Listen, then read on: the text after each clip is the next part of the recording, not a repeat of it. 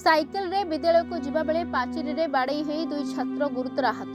एभली अभावनीय घटना घटिछि गजपति जिला रामगिरी गाँव में। आर उदयगिरी ब्लॉक अनघा ग्राम पंचायत राउलपड़ा गाँव दुई छात्र रामगिरी हाईस्कल को साइकेल रे आसुथिले हेले नुआसाही निकटस्थ एकलव्य विद्यालय पाचेरी रे धक्का देइथिले दुई छात्र।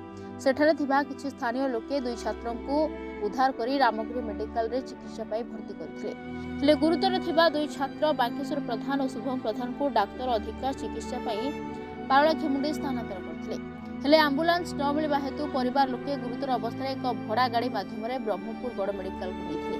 सबुठु बड़ कथा हेउछि एई दुई छात्र विद्यालय हॉस्टल रे रही पाठ पढुथिले हेले किछि सीनियर छात्र रैगिंग करबा हेतु हॉस्टल रे न रही गाँव विद्यालय को पाखापाखि 6 किलोमीटर जीवा आसिबा करथिले बोली अभिभावक माने कहिसथि। मो पिला हॉस्टल थिला आज्ञा सब पेट्रोल पिले जागा तो तेन करे नाय मा कांदी रहला रात जागा जुगु तो बाबा काद गला रात के छो गला कांदी थिला जुगु दासी आला पापा जीवास भाई बहु होला जीवास भाई थिले आज्ञा को स्कूल रे पाठ पढुतले रामगिरी से हॉस्टल रे घर कोठी राउलपड़ा। गजपति जिला आर उदयगिरी ब्लॉक रु त्रिपति बिसोई रत्नाकर रिपोर्टर्स टुडे।